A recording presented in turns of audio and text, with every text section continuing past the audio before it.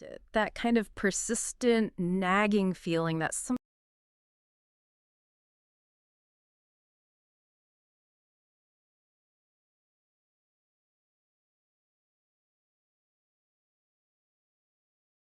about the system isn't quite right, that maybe it's subtly stacked against you. Hmm. Maybe you feel like you're caught in this loop of debt you just can't escape, or you go to work every day doing a job that, if you're really honest with yourself, feels, well, meaningless. Yeah, that feeling is surprisingly common. And you're just left wondering why. Why are things set up this way? Why does it feel like our lives, our jobs, our money, even our sense of who we are being shaped by these like invisible forces? Right. If that sounds familiar, you are definitely not alone. Today, we're doing a really crucial deep dive. Our mission, basically, is to dig into the foundations of our financial world, our political world. We want to uncover exactly how these structures work to, well, manipulate human values, maybe distort our sense of identity, rewrite the rules of the social contract. All, it seems, to hold on to power and control. Exactly. And we've pulled together a really rich stack of sources for this. Everything from economic history, critical theory, even some surprising insights from cybernetics. We're trying to give you that shortcut to being genuinely well-informed on this stuff. Yeah, cut through the no. We're going to explore those historical patterns, look at the cybernetic principles, the underlying logic that helps explain these recurring crises. We see crises of belief, cycles of debt, this constant feeling of societal instability. It does feel constant sometimes. It does. And we'll look at the huge impact this has on us, on our sense of self, individually and collectively. And crucially, we'll try to figure out, where's the critical turning point for capitalism? Is there one? Especially now, right? With so many jobs feeling, well, like nonsense, as some sources call them, and people struggling to define themselves without that work identity, it feels like the near future could really shatter some worldviews. It could. And potentially crush dissent through, chaos, or maybe even more sophisticated control, like these sort of digital panopticons. Scary thought.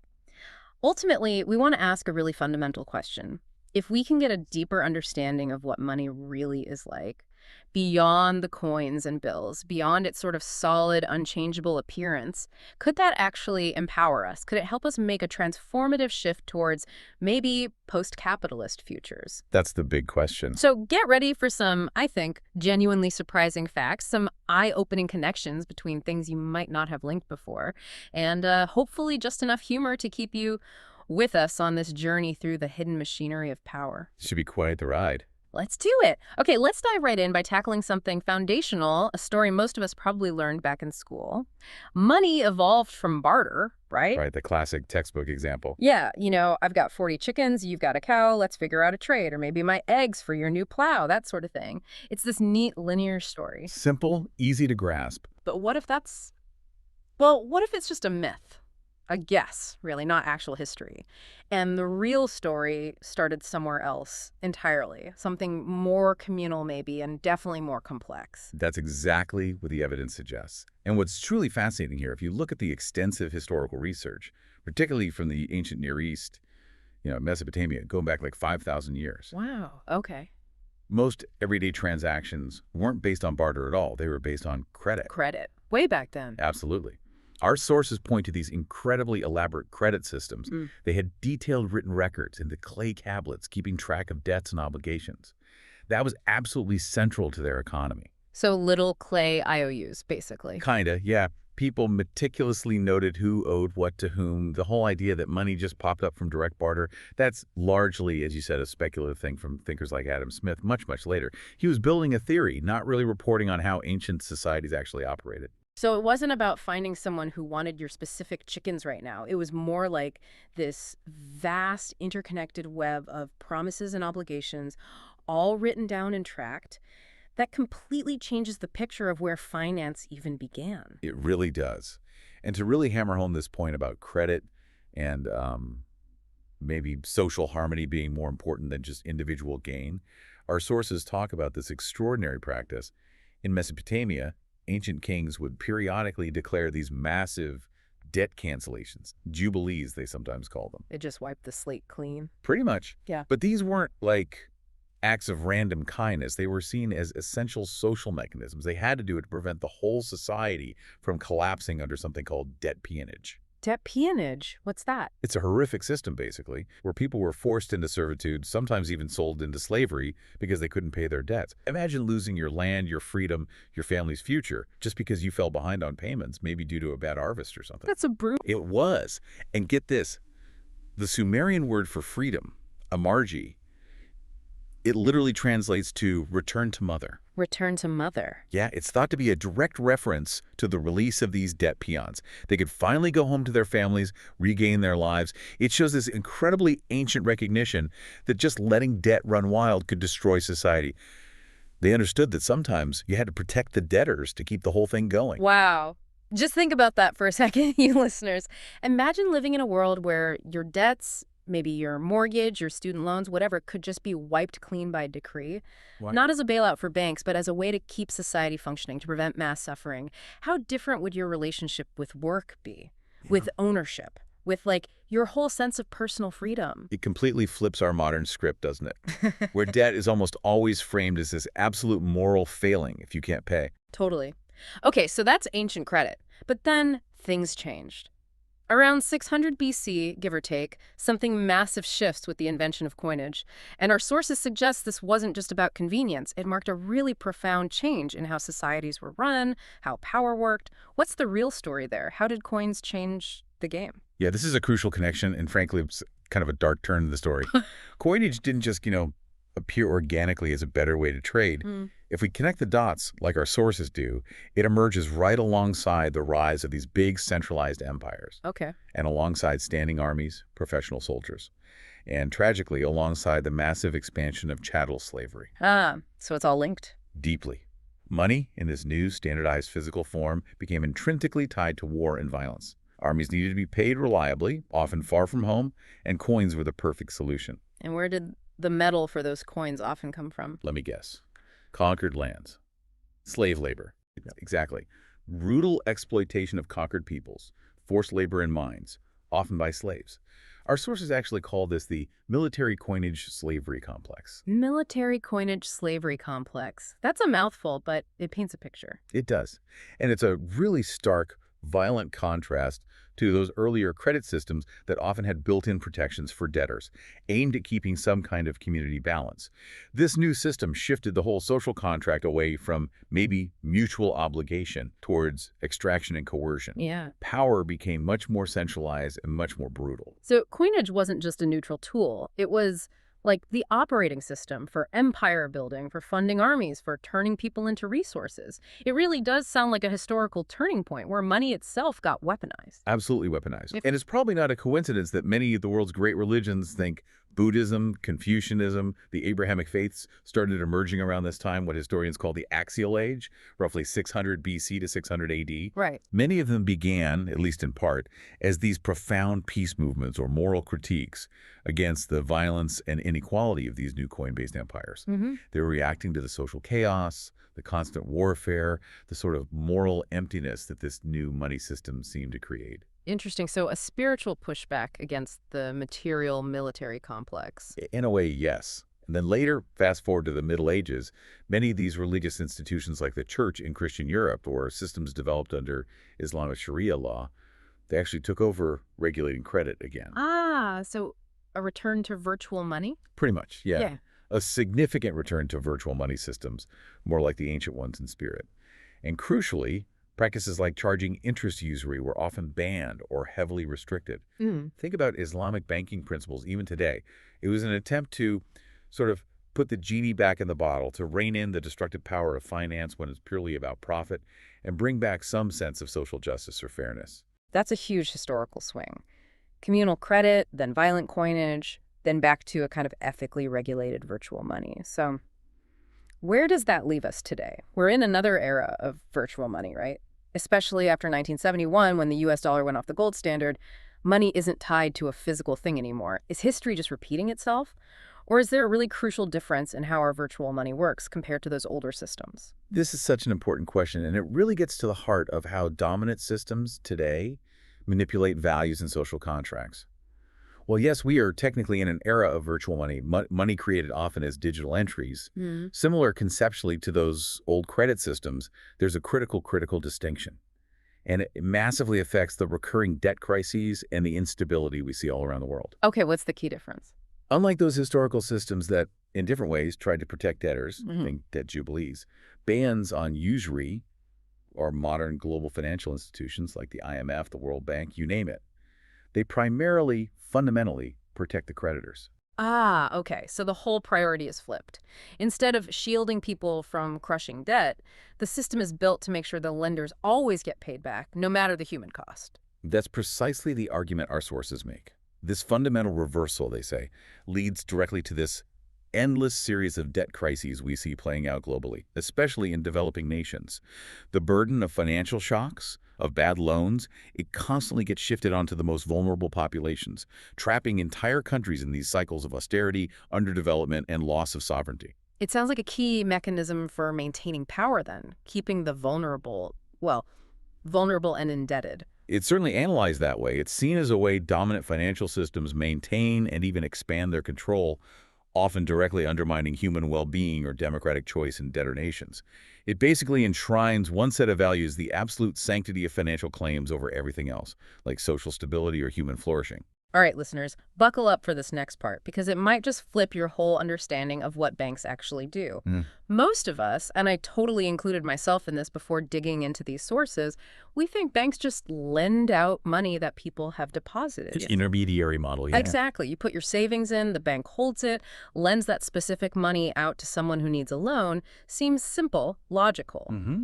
But the truth, according to our sources, is way more surprising, way more powerful, and it reveals this kind of hidden engine driving our economy, one that actively manipulates our financial reality. That's absolutely right. And what's truly fascinating here is this fundamental aspect of modern finance that is somehow still widely misunderstood, even though it underpins almost everything. Commercial banks, your regular high street banks, they don't just lend out existing deposits. They literally create new money out of nothing. Out of nothing, like poof. Ex nihilo, as the sources put it, out of nothing.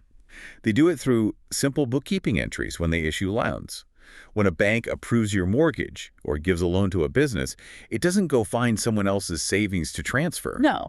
No, it just credits the borrower's account digitally with new money, money that didn't exist a moment before. This process isn't just shuffling existing funds around. It actually expands the total amount of money in the economy. Right. It creates what's called net new purchasing power. Just so, when I get a loan, the bank isn't giving me someone else's money. They're basically conjuring my loan amount into existence with a keyboard. That's kind of mind-blowing. It is. It really is when you first grasp it. Okay, so if they create it when they give the loan, what happens when I pay it back? Does it just go into their vault? Good question. And nope, it doesn't just sit there. When you repay the principal on a loan, that money is effectively destroyed. It disappears from the money supply. Created when lent, destroyed when repaid. Exactly. This cycle of creation and destruction of money through private bank lending is the primary way our money supply expands and contracts. And the very words we use, lending, loan, our sources, describe these as mystifications. Mystifications? Why? Because they're linguistic leftovers from older banking systems, like warehouse banks, where you literally deposited physical gold, and the bank did lend out that physical gold. Using that same language today conceals the reality of money creation. It misleads us, the public, into thinking banks are just neutral intermediaries. And this misunderstanding helps justify charging interest, makes it seem like a fee for borrowing existing capital, not a charge on brand new money the bank created itself. So the language itself is part of the illusion or the manipulation, keeping us from seeing the real power they have. That's precisely the argument. Our sources even suggest that central bankers are actually keen not to let on to the general public what's actually going on in banks. Really, they deliberately keep it quiet. The argument is they do it to guard the public's trust, to prevent panic or bank runs if people fully understood how fragile or maybe how constructed the system really is. This deliberate lack of transparency, this concealment of how money actually works, it makes the whole financial system operate like a kind of charade. Or as one source bluntly puts it, like bullshit that only keeps functioning because we all believe it works. Wow. It relies on our collective agreement, our faith, maybe even our ignorance. Exactly. It's a powerful form of control. Managing belief and information is key to keeping the system stable, even if the underlying mechanics are. Well, surprising. It's a fascinating cybernetic point. Information control is paramount. That is truly stunning about the very fabric of our economy. Okay, it's not just the commercial banks doing this kind of thing. Central banks like the U.S. Federal Reserve, the Bank of England, they wield enormous power, often described as extra-democratic, right? Meaning outside direct democratic control. How do they fit into this picture of money creation and control? Especially when we think about big things like geopolitical power, maybe even funding wars. Yeah, if we connect this to the bigger picture, the history of central banking is deeply intertwined with financing state conflict. Our sources make some stark claims here. For instance, the Bank of England, founded way back in 1694, was explicitly established to make war specifically, to help fund England's war against France at the time. Founded to make war, that's quite a statement. It is. And similarly, the U.S. Federal Reserve was established in 1913, just a year before World War I broke out. The argument is that these institutions give governments access to what are effectively unlimited war chests. They can do this through creating fiat credit themselves or enabling commercial banks to do so, and also through managing inflation. By being able to create or manage the creation of money, central banks essentially remove the natural financial limits on state violence. Limits like needing to raise taxes directly, which people might object to.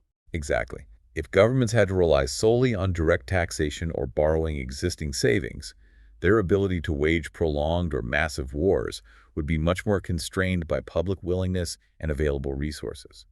Central banking bypasses some of that direct accountability. So it's like a hidden mechanism for funding conflict and destruction without the full cost being immediately obvious or needing direct public buy-in for every dollar spent. That's the analysis presented. It allows conflicts to be financed more easily, perhaps more secretly, certainly without the same level of direct, immediate public debate about the true economic burden. It highlights this really deep, often hidden link between our financial systems and the structures of political and military power. It allows an expansion of state power that might otherwise be impossible. It's a chilling example of a cybernetic principle. Controlling the resource flow in this case, money lets the system overcome natural constraints, leading to these recurring cycles of conflict, often without the public fully grasping the financial mechanics behind it. Okay, so if banks, both commercial and central, are involved in creating all this money, often out of thin air, where does it all go? And maybe more importantly, why do we keep having these massive economic booms followed by devastating busts, these roller coasters, as you called them earlier? It feels like it shakes everything, our jobs, our savings, our sense of security. Is this just how economies work, or is something else going on? Is it part of the manipulation? This is such an important question. Where does the new money go? Oh. And it's absolutely central to understanding these recurring crises of debt and instability. Yeah. The issue, according to our sources, isn't just that banks create money, but where they direct that newly created money. Okay. When bank money creation is largely unchecked, and especially when it gets funneled primarily into what's called unproductive credit. Unproductive credit, like what? Things like financial speculation, pouring money into the stock market just to inflate prices, or into real estate speculation, driving up housing costs without actually building much new housing or creating lasting economic value. Rather than funding, say, productive activities like investing in new businesses, research and development, infrastructure projects that actually contribute to GDP and create jobs. So money chasing money, basically, instead of building things. Exactly. And this flood of unproductive credit is seen as a primary cause of these economic boom and bust roller coasters.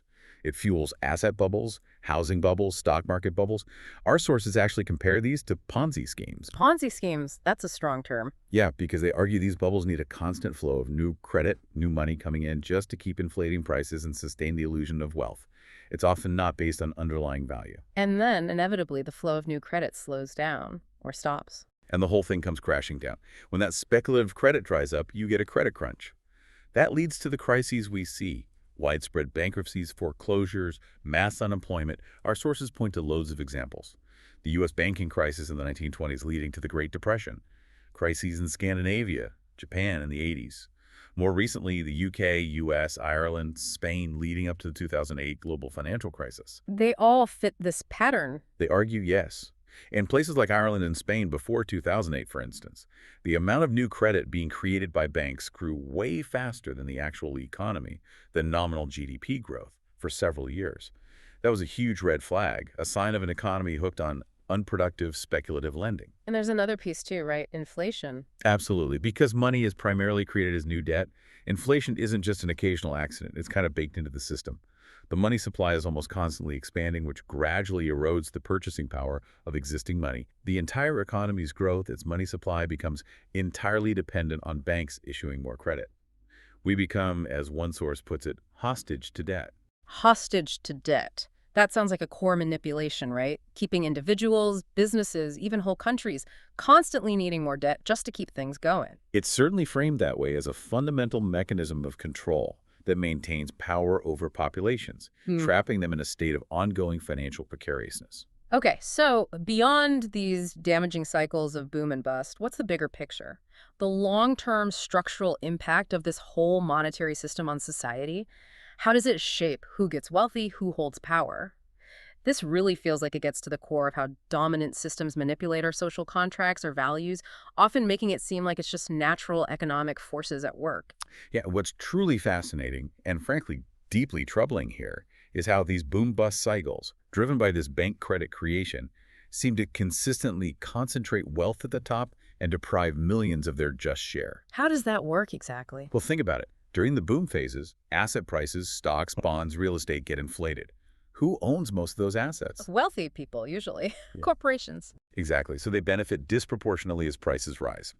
Then, during the bust phases, when bad debts pile up, businesses fail, people lose their homes, who suffers most? Ordinary people, workers, homeowners, small businesses. Right. They face bankruptcies, foreclosures, widespread economic hardship. And our sources argue this isn't just an unfortunate side effect. It's almost a feature of the system. Debt, historically, has been used again and again as a primary tool for creating and justifying extreme inequality. It goes way back from the origins of wage labor itself, to explicit debt peonage, even to outright chattel slavery. Debt was often the legal or social justification. So debt isn't just about money changing hands. It's a social technology for creating hierarchy, for control, for stratification. Precisely. And think about the narrative around debt. This persistent idea that you have an absolute moral obligation to repay your debts no matter what. Even if the loan is predatory, even if the terms were unfair, even if a huge economic crash makes repayment impossible for reasons totally outside your control. Yeah, there's a lot of shame attached to being in debt, even if it wasn't your fault. Exactly. This moral framing is often used, the sources argue, to blame the victims in situations of really stark, even violent inequality. It shifts the focus away from the systemic problems, how the system is designed, who benefits from it, and puts all the responsibility onto individual failure. It's a subtle but incredibly powerful manipulation of our values, our social contracts. It creates this moral framework that overwhelmingly serves to reinforce the existing power structure, leaving millions feeling trapped, both economically and psychologically. Okay, let's shift gears a bit. We've talked about money and debt. Now let's talk about something maybe even more personal, something that might hit close to home for a lot of you listening. The idea of bullshit jobs. Oh, David Graeber's work. Yeah, the anthropologist David Graeber, he spent years researching and writing about this phenomenon, jobs where people secretly, deep down, believe their work is completely meaningless. It serves no real purpose, maybe it's even counterproductive.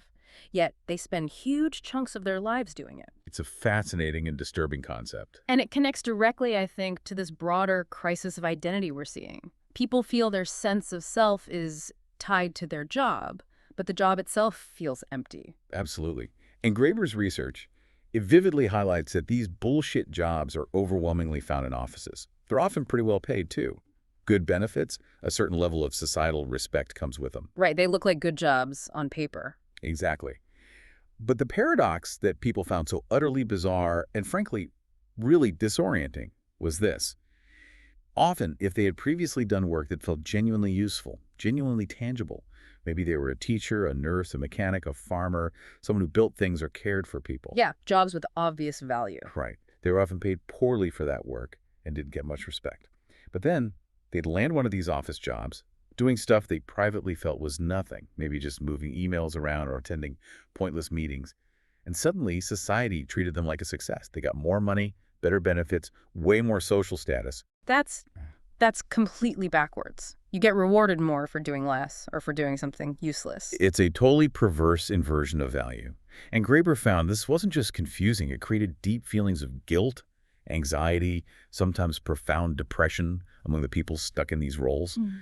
Workplaces became surprisingly miserable, even with the nice salaries and the perks. Many people he talked to actually reported, chillingly, that the more useless or even actively harmful their jobs seemed to be, the more they got paid, the more social status they seemed to acquire. Wow. Is there like a rule for this? Graeber identified what he called the core rule, and it's startlingly simple and deeply cynical. He said, the more your work actually and obviously benefits other human beings, the less that they're going to pay you to do it. Yeah. Think about essential workers, right? Garbage collectors perform an incredibly useful, vital service. But the pay and respect, Yeah. usually minimal. Compare that to the social status and compensation often given to, say, highly paid corporate lawyers finding tax loopholes or middle managers. It's a profound distortion of human values right there in our economy, and it directly fuels this crisis of identity, where your sense of self-worth gets completely detached from any feeling of making a meaningful contribution. That rule just cuts right to the bone, doesn't it? It explains so much. So why? Why do these bullshit jobs even exist? Is it just random incompetence in big companies, or is there something deeper, some systemic engine that actually creates and maintains them? It almost feels like a deliberate, if maybe unconscious, way to manipulate people, keep them busy, keep them paid, but keep them disempowered and maybe slightly miserable. Yeah, that's the million-dollar question, isn't it? What's the engine behind this explosion of pointless work? Graeber suggested it's probably not one single thing, but multiple factors working together. Part of it, he argued, comes from the internal dynamics of corporations, especially under what he called finance capitalism. This has led to a phenomenon he termed managerial feudalism. Managerial feudalism, what does that mean? It means that, much like feudal lords wanting lots of vassals, managers in large organizations often engage in what's essentially empire building. Their power, their prestige, sometimes even their salary, isn't tied to the actual output or efficiency of their team, but simply to the sheer number of people working under them. Their little army of supporters and flunkies, as he put it. So it's about accumulating subordinates to look important, not necessarily achieving anything useful, creating layers of management just because. Exactly. More subordinates equals higher status. He told this great story about an efficiency expert he interviewed who worked for a big bank. This guy finally realized his own job was pure bullshit. Why? Because for 15 years, he'd been developing these meticulous plans to make the bank more efficient. He'd present them, they'd be praised, and then they'd just get shelved. Nothing ever changed. 15 years. He finally concluded he wasn't there to improve efficiency, he was just a box ticker. His role existed primarily to make someone higher up look like they were taking efficiency seriously, or maybe just to justify the existence of his whole department. This systemic creation of pointless tasks, often disguised with important-sounding titles or processes, it's a profound manipulation of our work lives. It doesn't just take our labor, it takes our time, our energy, and ultimately, it erodes our sense of purpose. I bet a lot of people listening right now are nodding along, maybe feeling a bit seen. Have you ever felt like your job was less about what you actually did and more about making your boss look good? Or maybe you had great ideas, but they got ignored because it didn't fit the bureaucratic plan, or because expanding the team was more important than actually improving things. It's a depressingly common feeling, I think. Yeah. It really points to this deep manipulation of our work lives and how it chips away at our identity, leaving us feeling, well, like cogs in a meaningless machine. Tag 2.2, the commodification of labor and the erosion of identity. So this whole idea of bullshit jobs, it's not just a weird modern thing, is it? It seems like it has really deep historical roots tied into how human labor itself got turned into a commodity, something bought and sold. How did debt specifically play a role in that process? How did it help strip meaning and identity away from human activity, reducing people to just like economic units? Yeah, what's really fascinating and frankly quite disturbing when you look at the history is how debt has often acted as the wedge, the tool that allows social relationships, even human beings themselves, to be commodified, turned into things that can be bought, sold, or rented. How so? Well, our sources give some pretty stark examples. Historically, poor women, for instance, were often the most vulnerable. They were the most likely to end up as sex workers, debt peons, or wage laborers. Why? Often because of crushing debt. Sometimes they were literally sold or forced into these situations just to settle a family debt. This process of turning the poor into commodities, into assets or liabilities on someone's ledger. That's horrific. It is, and it had ripple effects. It also, paradoxically, helped justify the ever greater sequestering of upper caste women. Part of the logic was to protect them from any possible association with these lowly practices linked to debt and commodification.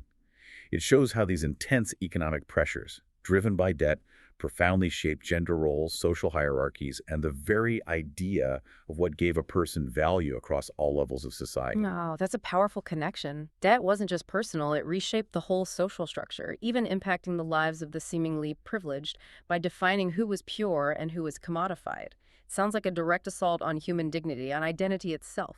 Absolutely. And it's really important to understand that wage labor, the kind most of us do today, wasn't always seen as this separate, distinct thing from slavery. Historically, they were often intertwined. Our sources point out that if you look at historical documents, discussions of what we now call a wage labor contract are often found right inside the literature about slavery. Really? Like how? For example, in places like the Indian Ocean trading world, slave rental was apparently quite common. Owners would rent out enslaved people for specific jobs. Or enslaved individuals might be allowed to find their own work, but then they'd have to turn over a large share of their earnings to their owner. This shows how fundamental debt and obligation were to the early manipulation of human beings as resources, as economic inputs, rather than as individuals with inherent worth that couldn't be priced. It marks this really critical historical turning point where human identity starts getting increasingly defined by your economic usefulness, by your debts, by your labor contract. That really challenges the modern narrative of wage labor being the opposite of slavery, doesn't it? It suggests a much more blurred line historically. Okay, so that's the commodified view. But what was work or service like before this really took hold, particularly thinking about, say, medieval Northern Europe? What was the nature of work then, and what did society maybe lose when we shifted to our current system, where work often feels so impersonal, so disconnected from actual care or community?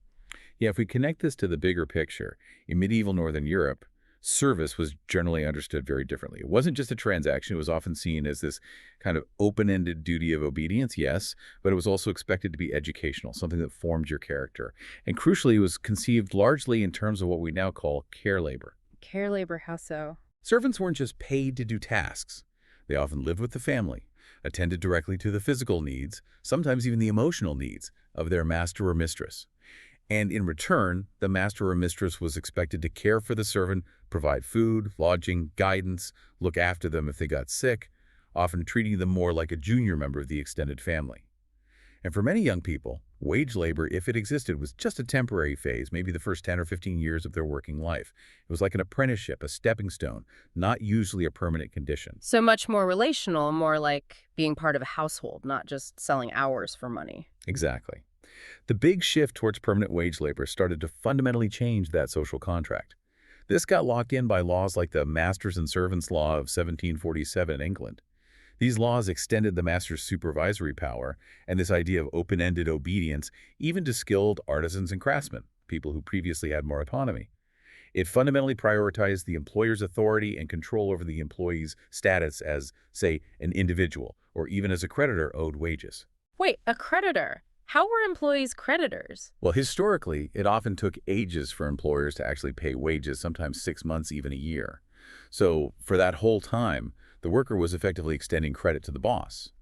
And crucially, under laws like the Masters and Servants Act, if an employee was deemed to have disobeyed orders or shown disrespect, they could legally forfeit all the wages they were owed for that period. Wow, so the power dynamic completely shifted. Massively. Graeber's work actually suggests that for much of history, it was often the boss who was seen as the debtor, the one who owed something valuable, wages, care, training, to the worker in exchange for their time and loyalty. The shift to modern wage labor flipped that script. It shows how the social contracts around work have been systematically manipulated over time, reinforcing the employer's power, eroding the worker's autonomy and inherent value, and contributing directly to this modern crisis of identity, tied to often precarious and meaningless work. It feels like this long historical process of devaluing meaningful work, combined with just the constant pressure cooker of modern life, especially with all the new technologies demanding our attention, is leading to something even deeper now, like a fundamental loss of our sense of self. How does new media, all this constant connection, impact our identity? And what does this mean for the future? Especially when, as we said, so many people feel they have zero identity outside of these often unsatisfying jobs. It feels like we must be heading towards some kind of breaking point, a shattering of worldviews. This is such an important question, looking at how our technological environment shapes us. And it's a really critical lens for understanding the potential societal shifts ahead. Marshall McLuhan, the media theorist, he argued way back that introducing new technologies, new media, profoundly disturbs our inner lives. It leads directly, he thought, to a loss of identity. Loss of identity. How? He talked about the electric man, or the discarnate man of the electronic age. Think about when you're on the phone or watching TV or interacting online. You lack a physical body in that interaction, right? You're abstracted, separated from your full sensory experience of the world. McLuhan argued this discarnate man loses connection to natural law, to traditional morals, contributing to what he called moral anarchy. And this void creates a desperate quest for identity, a search for meaning and belonging that in extreme situations he worried could even manifest as violence. So the very technology that connects us globally can also fragment us individually, make us feel less grounded, less real. That's the paradox he pointed to. And he also linked the massive wave of huge nostalgia we see in our culture. Music constantly recycling old sounds, fashion endlessly referencing past decades, movies rebooting old franchises. He saw this as an unconscious attempt to get back to the time when we had bodies and identities, to reconnect with something that felt more solid, more authentic. That makes a strange kind of sense, like we're constantly looking backward because the present feels so disorienting. Exactly. He even interpreted things like international motley, think really outlandish fashion, clown costumes, that kind of thing, or even the brief fad of streakers back in the day, as a manifestation of grievance and anger about the lack of jobs and goals in our world, like a primal scream against the meaninglessness. He had this idea that in the electronic world, where information moves instantly, traditional goals and objectives become meaningless at the speed of light. Wow. That's a pretty bleak take on modern culture. We're just flailing, looking for anchors. And that search for an anchor is made incredibly difficult by our ever-present communication technologies, smartphones, social media feeds. Our sources describe these as communicational parasites. Parasites. Yeah, because they constantly besiege our attention. They make us less available for giving our attention to others gratuitously, meaning just being present, truly listening, engaging deeply without expecting something in return. They constantly interrupt any kind of immersion, whether it's reading a book, having a conversation, or just thinking quietly.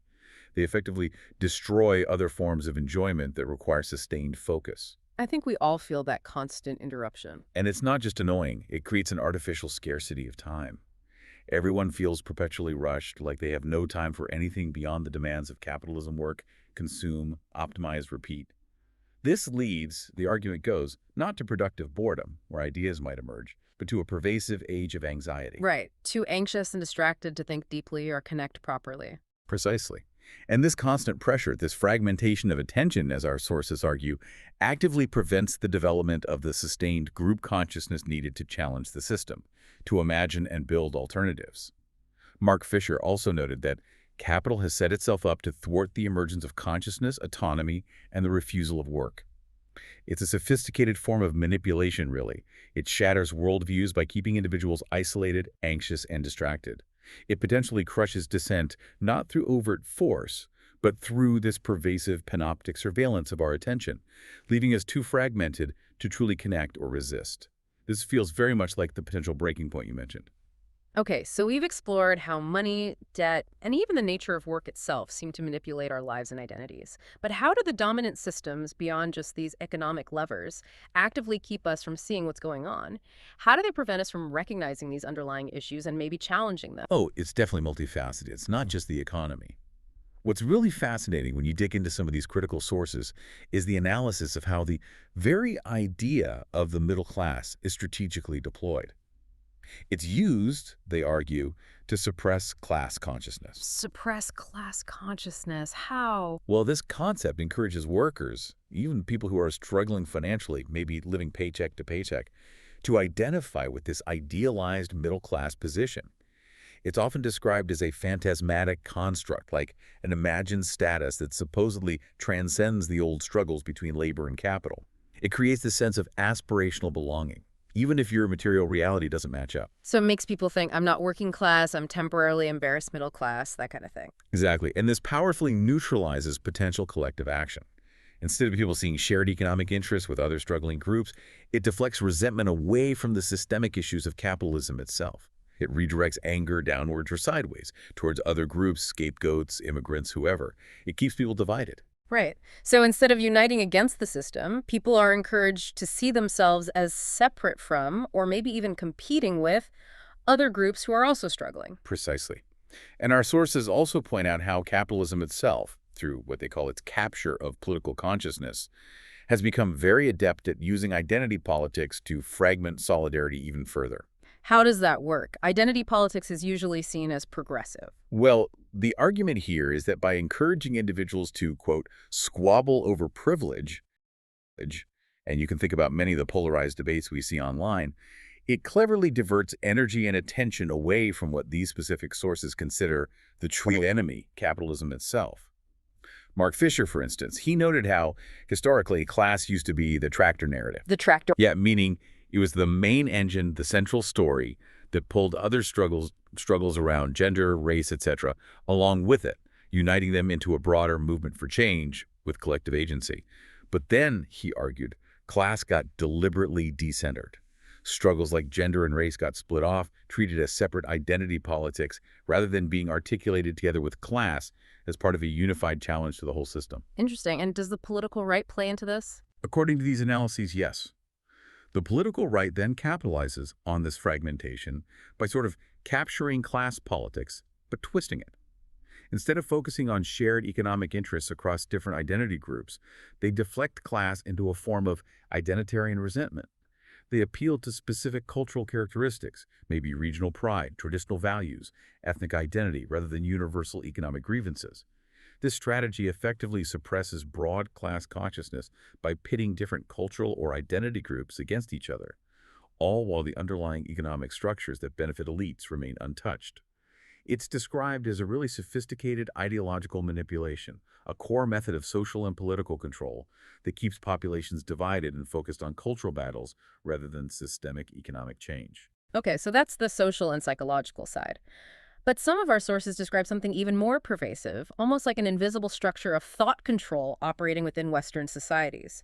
It's famously been dubbed the cathedral. Yeah. What on earth is that, and how does it supposedly operate to shape not just what we think, but maybe even what we're allowed to think or say? Yeah, the concept of the cathedral, it comes primarily from the writer Curtis Yarvin, who wrote under the name Mencius Moldbug, a really key influence for neo-reactionary thought.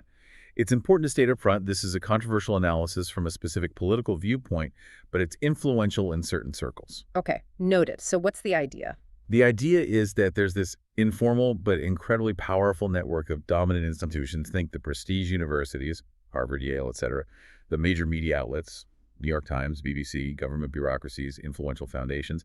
These institutions, though not centrally coordinated like the actual Catholic Church, are seen as forming a cohesive, self-reinforcing entity, the cathedral. And what does this cathedral do? It enforces, Moldbug argues, a kind of universalistic dogma, essentially, the dominant liberal progressive ideology, and exercises comprehensive thought control.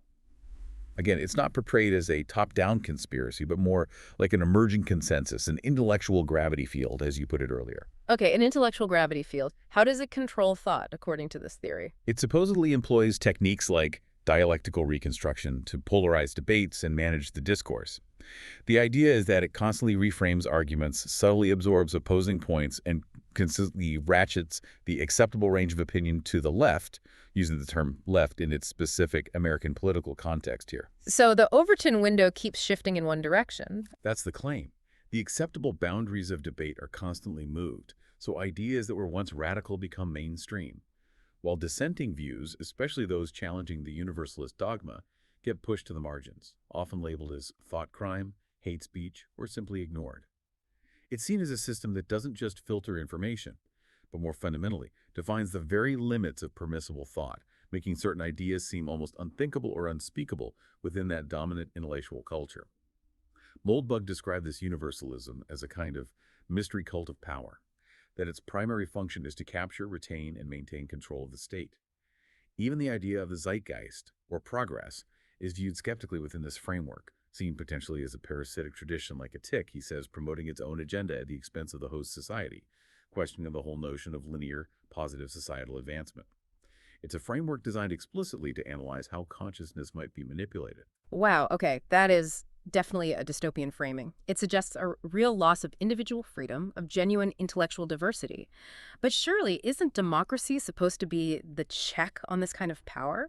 The promise of self-governance, shouldn't that prevent such a system from taking hold? Or is there a darker view of democracy presented in these sources too, especially thinking about these recurring crises of belief and stability we keep seeing? This raises another really important and, again, quite provocative question from some of these sources, particularly the neo-reactionary ones. Is democracy actually the safeguard we assume it is? The argument presented is quite radical. It suggests that democracy, far from protecting freedom, might actually be a degenerative process in its own. Degenerative. This viewpoint argues that democracy inherently, systemically, leads to the constant expansion of the state. Why? Because politicians need votes. This leads, they claim, to systematic thievery through vote buying, promising benefits and handouts to specific groups in exchange for support, and fosters what they call gluttonous corruption.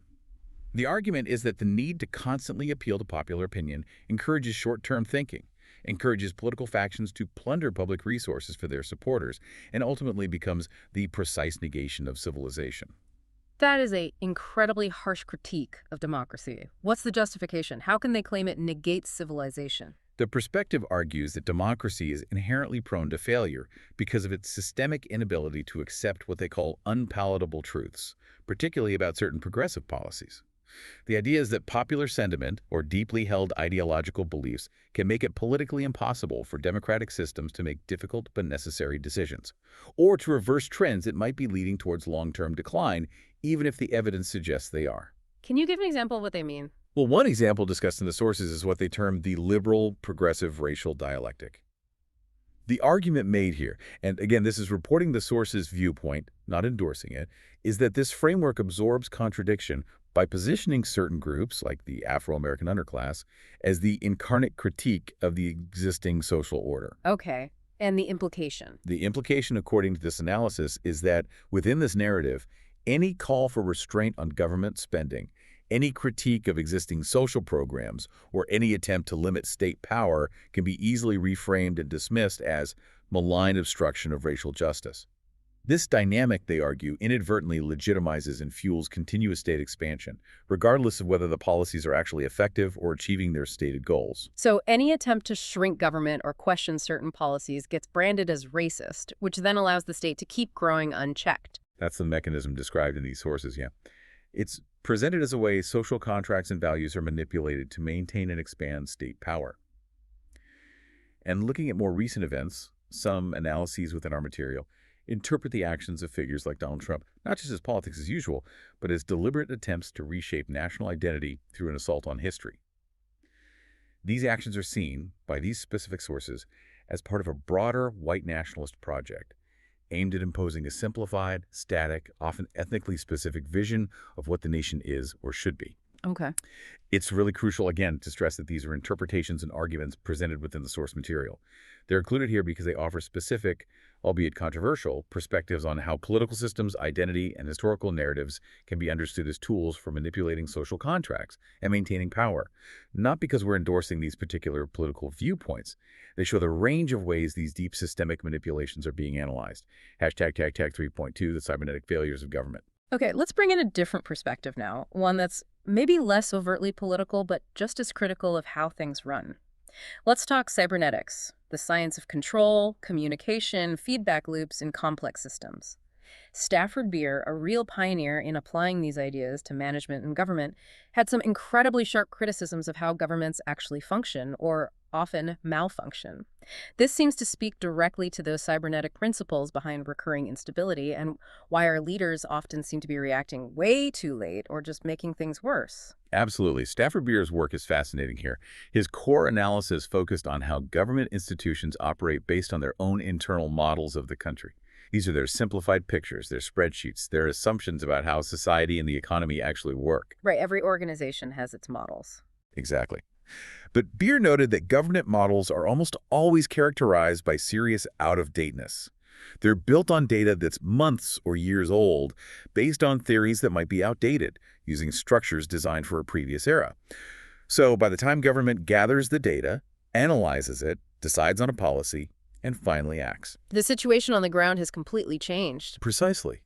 He calculated that often the statistical delay inherent in government processes means they are perforce reacting to a situation where the delay often happens to be half the cycle in the economic rise and fall of prosperity.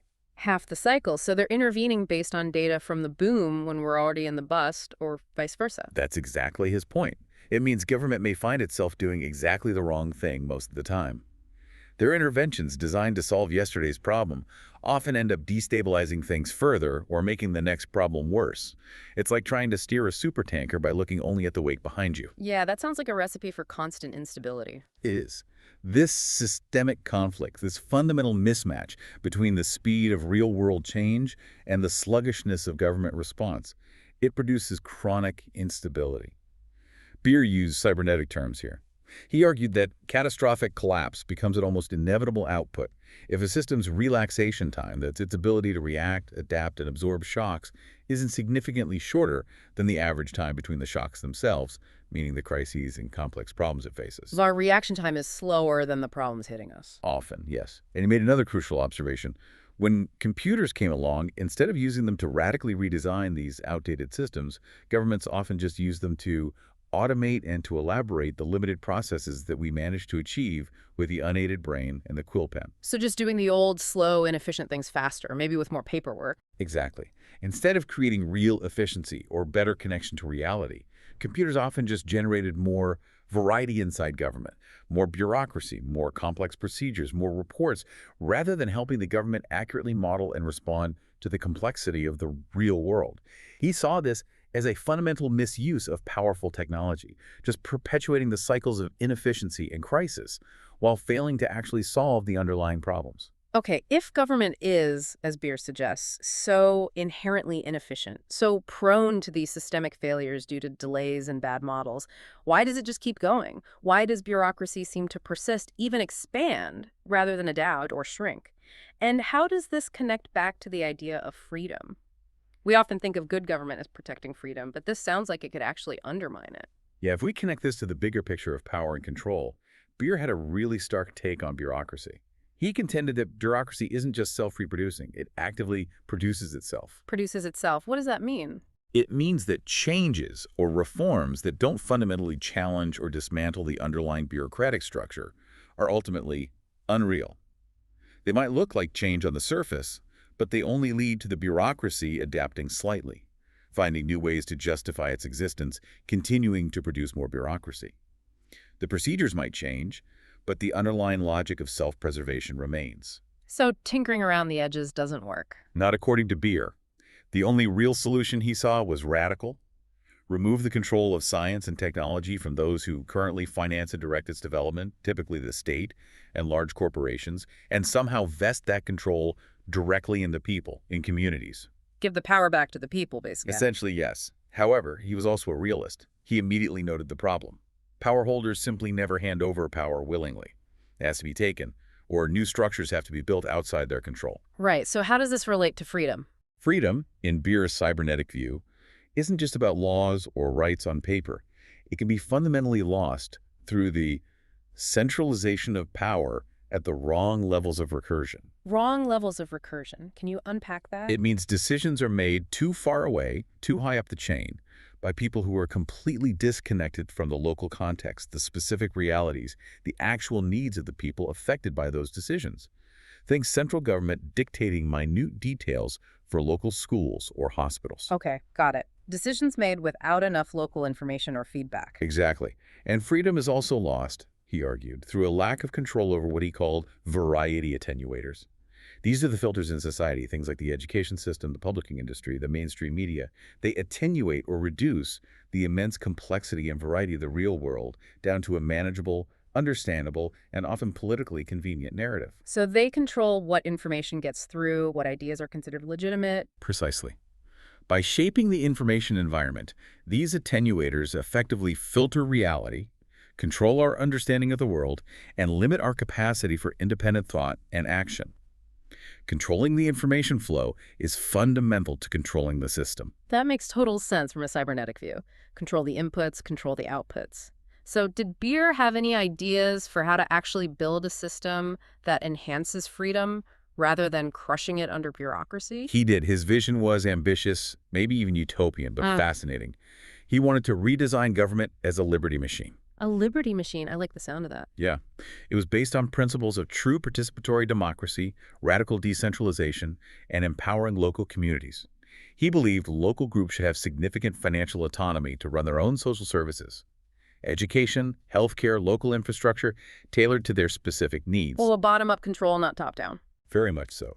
He even explored really innovative organizational models, like using the geometry of an icosahedron, it's a 20-sided shape, as a blueprint for collective decision-making. He called this syntegration. An icosahedron, how would that work? Imagine each of the 20 faces represents a local community or a specific function. The key idea is that in this structure, all the vertices, the points where the faces meet, representing individuals or connecting groups, are structurally identical. Every part reflects the whole system. This design, he thought, could allow autonomous parts of the system to function independently while still being connected to and taking notice of a central regulatory model or shared information, but without being overloaded or dictated to by a rigid hierarchy. It was about finding structures that could handle complexity while maximizing local freedom. That's incredibly sophisticated thinking about structure. It really was. And he also made this sharp point about government spending. He argued that the reported costs of major projects, think big infrastructure, defense spending, are often unreal. They don't necessarily reflect the actual resources used, but rather just the availability of funds that the central government decides to allocate from the Treasury. The public, he pointed out, ends up paying for it all one way or another, through taxes, through inflation, through cuts elsewhere, but has almost no real say in deciding where that collective money goes or how it's spent. It just highlights again how deeply entrenched these systems are, designed to maintain existing power structures, often at the expense of genuine public control or well-being. Okay, putting all this together, the manipulative nature of money and debt, the crisis of identity from meaningless work, the critiques of government and thought control, it really feels like we're describing a kind of collective impasse, like we're stuck culturally, psychologically. Another really sharp cultural critic we've mentioned. He had some powerful terms for this feeling: capitalist realism and the slow cancellation of the future. What did he mean by that? And how does this pervasive sense of stuckness affect our ability to even think about alternatives, let alone find that critical turning point for capitalism? Yeah, Mark Fisher's concepts here are incredibly potent, and they capture something I think a lot of people feel deep down. What's really fascinating and quite chilling is his core observation behind capitalist realism. Yep. He said it feels easier to imagine an end to the world than an end to capitalism. Wow, that's a heavy statement. It is, isn't it? Capitalist realism describes this pervasive belief, this ideological atmosphere that's become so totalizing, so inescapable, that it seems like there is no viable alternative to capitalism. It shapes not just our politics or economics, but our art, our culture, our dreams, our very sense of what's possible. Like it's just the air we breathe. We don't even notice it as an ideology anymore. Exactly. And this realism, Fisher argued, is intensified by what he called the slow cancellation of the future. This is the feeling that culturally, psychologically, we're somehow marooned in the 20th century. We're just endlessly recycling its forms. Stuck in reruns, basically. Unable to create something genuinely new. That's the feeling, yeah. Culturally, he observed this profound flattening of time, especially since around the mid-1990s. Think about music, for example. He'd ask what sounds genuinely new today in the way that, say, jungle or techno sounded utterly alien and futuristic back in the early 90s. Often what's presented as new is just a refurbished sound, maybe from the 60s, 70s, 80s. Like that Amy Winehouse example you mentioned earlier, sounding like a perfect 60s soul record. Exactly. It's brilliant imitation pastiche, but not necessarily radical novelty. This lack of distinct cultural markers for our time, this constant looking backward or sideways, it creates this weird sense of repetition, of exhaustion. The futuristic itself now often feels nostalgic, like a retro sci-fi movie poster. The future has been, in a sense, canceled, or at least endlessly postponed. And how does this connect back to technology? You mentioned those communicational parasites before. Do they play a role in canceling the future and maybe crushing identity? Fisher certainly thought so, and it links back directly to McLuhan and others. This cultural slowdown is deeply correlated with the technological capture of our attention. Those ubiquitous smartphones, the endless scroll, the constant notifications, they act as a relentless siege on our focus. They make us, as we discussed, less available for giving our attention to others gratuitously. We lose the capacity for deep presence, for uninterrupted thought, for genuine connection that isn't mediated or monetized. Right, always distracted, always available, but never truly present. Precisely. They constantly interrupt any kind of deep immersion, effectively destroying other forms of enjoyment that require sustained focused reading, deep conversation, contemplation, even boredom, which would be fertile ground for creativity. And this isn't just a personal annoyance. It creates that artificial scarcity of time. Everyone feels perpetually behind, overloaded, with no bandwidth for anything beyond the immediate demands of work, consumption, surviving the next deadline. This leads directly to that age of anxiety. Too anxious and fragmented to think big, to imagine alternatives, let alone organize. Exactly. This constant pressure, this manufactured scarcity of time and attention, Fisher argued, actively prevents the development of the sustained group consciousness needed for any kind of radical social change. He explicitly stated that capital has set itself up to thwart the emergence of consciousness, autonomy, and the refusal of work. It's an ideological and technological blockade. This impasse, combined with the erosion of identity through meaningless jobs, it really does suggest that the coming near future could shatter many worldviews. Without a conscious collective effort to break free, the risk is that dissent gets crushed not by overt force, but by this pervasive anxiety, distraction, and the potential for more sophisticated panopticon-like forms of digital control. This feels very much like the potential critical turning point, a moment where we either succumb to this cancellation or find a way to collectively reclaim our time, our attention, and our future. Okay, so given this feeling of impasse, this sense of being culturally and psychologically stuck in neutral, maybe even going backwards, some really radical thinkers propose a completely different and maybe quite unsettling path forward. They call it accelerationism. Right, a controversial but influential strand of thought. Nick Land is a name that comes up a lot here. He describes a world that's already changing at this insane exponential rate, driven by technology and capital. What exactly is this philosophy, and what does it propose as a way out, or maybe just a way through? Does it signal when maybe revolutions or even something like transhumanism might really kick into high gear? Yeah, if we try to connect this to the bigger picture, accelerationism, particularly in Land's formulation, which is often called unconditional accelerationism, is this view that history, especially modern history, isn't linear or slow. It's changing at an exponential rate. It's driven by these relentless positive feedback loops in technology and economics. Things feeding on themselves, getting faster and faster. Exactly. Land argues that modernity is fundamentally defined by these runaway processes, and they're pushing society towards critical thresholds, points of radical transformation. But here's the really challenging part. His interest, explicitly, isn't in emancipating human groups or making things better for the human species as we know it. Not about human liberation. Then what? His focus is on the emancipation of the means of production itself. He talks about capital autonomization. Capital becoming autonomous, freeing itself from humans. That's the core idea. Seeing capitalism not as a tool that humans wield, but as this long-term, explosive historical process in its own right. Yeah. He likens it to a critical nuclear reaction, something that builds up, passes a threshold, and then just goes critical, transforming everything, potentially leaving human concerns behind. So he's kind of rooting for the machines, or for capital itself. It's more complex than rooting, perhaps. He's deeply skeptical of what he calls the human security system. All the social, political, ethical frameworks we build to try and control things, to maintain stability, to protect human interests. He doesn't want that system to get better at controlling things. He sees capitalism not as humanity's tool, but as this inhuman force that will ultimately bypass or transcend human agency altogether. He also made this observation about what he sees as the tragedy of the left, that it often seems unable to think outside its own established frameworks. It gets locked into predictable responses, he argues, instead of seeing the unexpected road-arounds, the escape routes, that technology might be opening up for radical, non-human-centric transformation.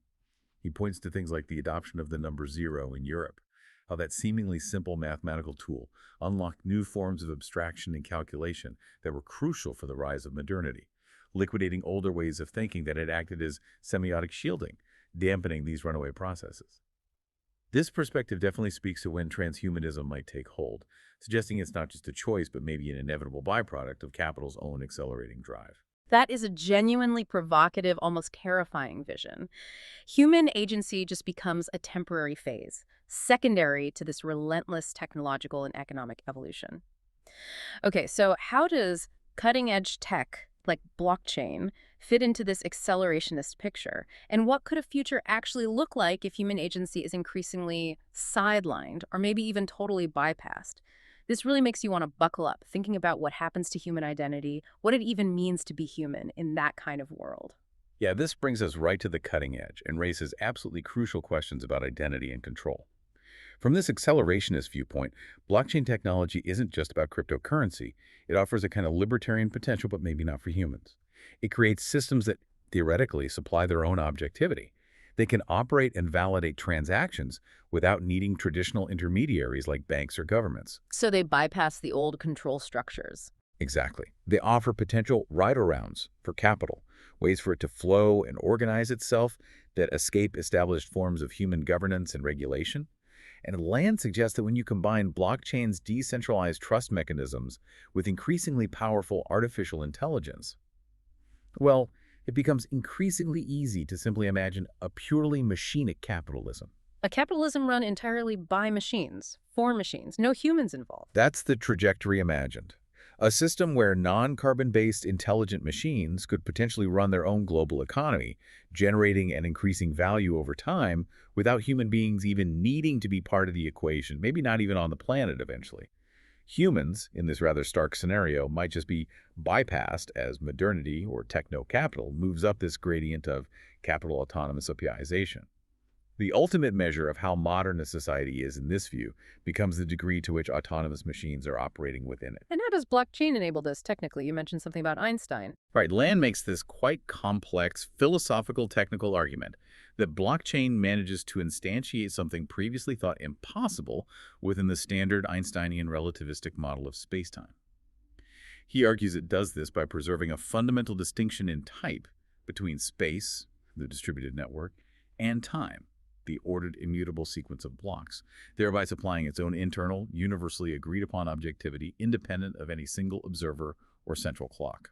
Okay, let's try to simplify that. Basically, because the blockchain creates this shared, unchangeable history of transactions that everyone on the network agrees on, it builds its own objective reality, its own time, that doesn't need a central authority to validate it. That's a good way to put it, yeah. It creates its own internal, consistent clock and ruler for economic events, bypassing the need for external, often human-controlled validation systems. Bitcoin, with its mathematically fixed supply of 21 million coins, is seen as a prime example. It removes what accelerationists consider the most dangerous weapon in fiat money systems, the ability of central authorities to just inflate the supply, manipulate interest rates, and distort value signals. Bitcoin, in this view, offers a potential lifeboat, a way to escape a system built on credit distortion and inevitable collapse, moving from politically adjustable levers to immutable mathematical rules. So the argument is, don't bother trying to fix the old system through politics, just build a technical route around it. Exactly. It bypasses the need for messy philosophical debates or political consensus. You just build the alternative protocol, and if it works better for capital, capital will flow there.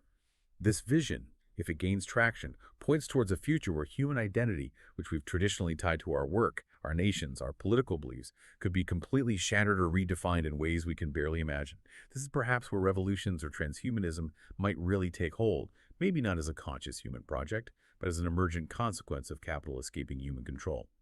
Hashtag 4.3, demystifying money for post-capitalist futures, reclaiming our collective power. Okay, that accelerationist vision is a lot. Provocative, maybe exciting for some, deeply unsettling for others, a future potentially beyond human control. But thankfully, our sources also map out a very different path, a different way to think about transformation. This path focuses on reclaiming the actual nature, the true power, and the control of money itself. How can we, as a society, take back this incredibly powerful social invention and reorient it towards collective good? How can we empower a genuine shift towards post-capitalist futures, one that maybe reclaims our identity and rewrites our social contracts away from the manipulations we've been talking about? Yeah, what's really fascinating here and offers a powerful counter-narrative to that potentially bleak accelerationist future is drilling down into the fundamental understanding that bank credit creation, this seemingly magical ability to create money ex nihilo is not some natural right of private corporations. At its core, it's a public privilege. A public privilege, meaning it's granted by society. Exactly. It's a power delegated to banks by society through government licenses and regulations. And if it's a privilege granted by the public, then the public, through its democratic institutions, has the right, maybe even the obligation, to demand its reorientation. So instead of just letting banks create money purely for their own profit, often by fueling those speculative bubbles we talked about, We could actively steer it. Governments and central banks could reintroduce powerful tools like direct credit guidance or credit controls. These aren't radical new ideas. They've been used successfully in the past. credit guidance, how would that work? It means setting rules or strong incentives for banks to direct the flow of newly created money towards specific goals deemed beneficial for society as a whole, steering it towards productive, GDP-contributing, and sustainable projects, things like investing in green energy transitions, building affordable housing, funding research and development, supporting local small businesses, fixing infrastructure, and actively discouraging or restricting lending for purely speculative financial transactions that just inflate asset prices and increase systemic risk. So consciously deciding where the money power goes, has this actually worked anywhere? Absolutely. Our sources point to a strong empirical track record. Post-war France used a system called l'encadrement du crédit, basically, credit ceilings and directives. Japan used window guidance from its central bank for decades to steer investment during its high-growth period. Korea, Taiwan, China have all used variations of state-guided credit allocation to achieve remarkable economic development and stability, at least for periods of time. So it's possible. It's been done. It has. And it could also involve actively fostering a different kind of banking sector. Instead of being dominated by a few giant, globally focused, profit-maximizing banks, we could encourage a system with many more small, locally headquartered banks, perhaps even publicly owned or cooperative banks, explicitly mandated to serve the welfare of their local communities. Germany is often cited as an example here. Germany, how so? Germany managed to avoid the worst of some recent financial crises, partly because a large chunk of its banking sector, something like 70%, consists of these local savings banks, Sparkassen, and cooperative banks, Volksbanken. Their legal mandate often requires them to primarily serve their local region, funding local businesses and households, creating credit for productive purposes, not just fueling global financial speculation. It's about consciously taking back control of this fundamental economic mechanism, money creation, and deliberately re-encoding our collective values into how it operates. That sounds like a really profound shift, but it feels huge. It requires not just changing policies, but changing how we think about money, how we talk about it. How can we, just as individuals, as communities, even start to challenge these deeply entrenched systems? How do we fight back against the powerful narratives, that capitalist realism that makes alternatives seem impossible? How do we build that group consciousness that Fisher talked about, the collective will needed for this kind of transformation? This is such a critical question, isn't it? How do we shift collective consciousness? One really powerful starting point highlighted in the sources is to consciously change the language we use. Words shape reality. By changing how we talk about financial processes, we can dramatically impact public understanding and start to pierce that veil of deception. Like calling things what they actually are. Exactly. For instance, consistently replacing the relatively benign word lending with more accurate money creation. That immediately highlights the power banks wield.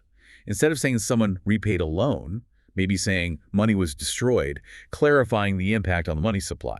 And instead of talking about inevitable business cycles, calling them money bubbles or credit bubbles, this reframing emphasizes these are not natural weather patterns, they are design consequences of the current system. And if they're design consequences, Then they can maybe be changed. Precisely. It shifts the narrative from inevitability to choice. This linguistic shift is a crucial part of building that group consciousness that Mark Fisher emphasized. A consciousness that goes beyond fragmented, individualistic identity politics and starts to grasp the totality of how capitalism works, including how it creates artificial scarcity of things like time and attention, even amidst material abundance. And crucially, it helps shift the blame for things like debt crises or unemployment away from supposed individual failure and towards systemic issues. That's where collective agency, the power to demand change, really comes from. So it's about renaming reality to empower ourselves to change it. It gives us the vocabulary to actually articulate the manipulations we feel. Exactly. And this connects to Fisher's idea of a hyperstitional revolution. Hyperstition, what's that again? A hyperstition is basically an idea, a fiction, that makes itself real simply by being believed and acted upon. Think of a self-fulfilling prophecy, but potentially on a societal scale. A hyperstitional revolution, then, suggests that creating and propagating a compelling new collective belief, a powerful new shared narrative about how society could work, can actually help bring that transformed system into existence. So we need better stories. We need better stories, exactly. It involves not just critiquing the current system, but actively creating and spreading powerful, positive, liberating narratives that offer a tangible, desirable alternative. Reframing money not as a scarce commodity to be hoarded, but as a social energy, a tool that can be directed towards collective flourishing. Visualizing and discussing concrete designs for new institutions, banks, workplaces, governance structures that prioritize human well-being, ecological sustainability, and genuine freedom over endless accumulation and control. It's about consciously choosing to believe in and then actively start building entirely new systems based on different values, moving beyond the shattered worldviews that come from feeling like an indebted, identityless cog in a machine. Okay, so looking towards that potential post-capitalist future, what are some concrete changes that could actually liberate us from the drudgery of those bullshit jobs we talked about?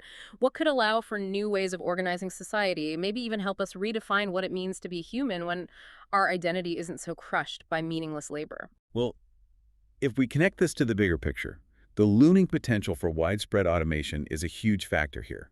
Estimates vary wildly, but some suggest anywhere from 47% to maybe even 80% of current jobs could be automated in the coming decades. That's massive. Terrifying for many people. It can be terrifying if we imagine it happening within the current system, leading to mass unemployment and poverty. But it also automation with a sufficient universal basic income, or UBI. Right, UBI, giving everyone a regular income floor. Exactly. The combination could potentially liberate humanity from centuries of drudgery. It could fundamentally revalue different kinds of work, especially care work, creative work, community work that's currently undervalued because it doesn't generate profit. And it could allow for radical experimentation with how we organize our families, our communities, our lives. Has UBI been tried? Does it work? David Graeber pointed to pilot projects, like those in India and Namibia, that showed incredibly promising results.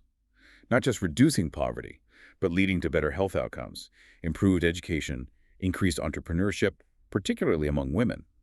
UBI, he argued, could expand the zone of unconditionality. We already accept that some things, like maybe emergency health care or basic schooling, should be provided regardless of ability to pay.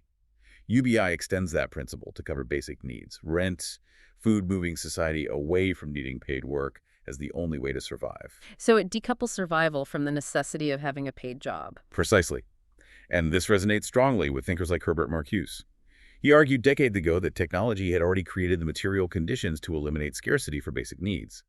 Therefore, much of the repression we experience in modern society, the constant pressure to work, the anxiety, the conformity, wasn't strictly necessary for survival anymore. It was what he called surplus repression. Surplus repression, meaning repression just to maintain the existing power structure. Yes, exactly.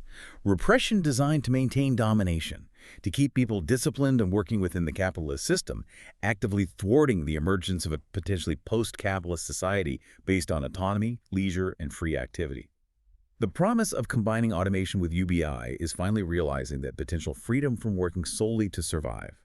It allows people to pursue meaningful contributions, creative passions, community building, reclaiming an identity based on genuine purpose and human connection, not just being defined by a often soul-crushing bullshit job. So it wouldn't make people lazy, it would free them up to do useful things. That was Graeber's firm belief.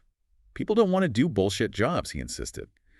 A basic income would free them to pursue useful, socially valuable work, things they actually care about, even if that work doesn't pay much in the current market, because that work would be done on top of the money they already have to live on. This offers a really compelling pathway towards a future where individual identity isn't destroyed by meaningless labor, and where dissent or dissatisfaction is channeled into building better alternatives, driven by liberation and flourishing, rather than being crushed by economic precarity or sophisticated systems of control. #outro. Wow, what an incredible and sometimes challenging journey we've taken today.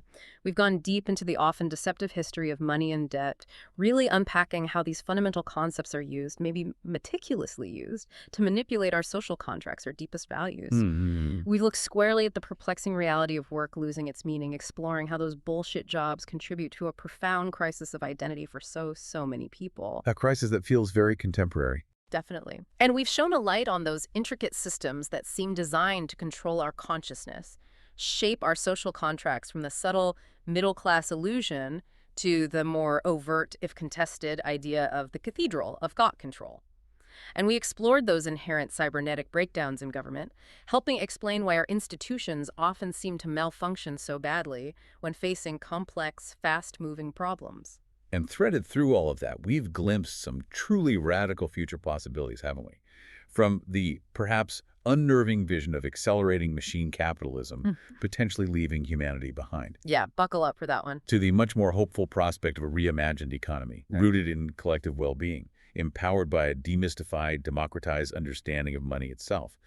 Our sources really seem to converge on this idea that the critical turning point for capitalism, if there is one, might not be a single sudden crash. Not like a meteor hitting. Probably not. More like a gradual unfolding process, a convergence of growing systemic disaffection, that slow cancellation of the future. Mark Fisher described making the present unbearable, and crucially, the potential for a profound, collective shift in understanding and ultimately in action. It really seems to come down to recognizing how artificial so many of our current systems actually are.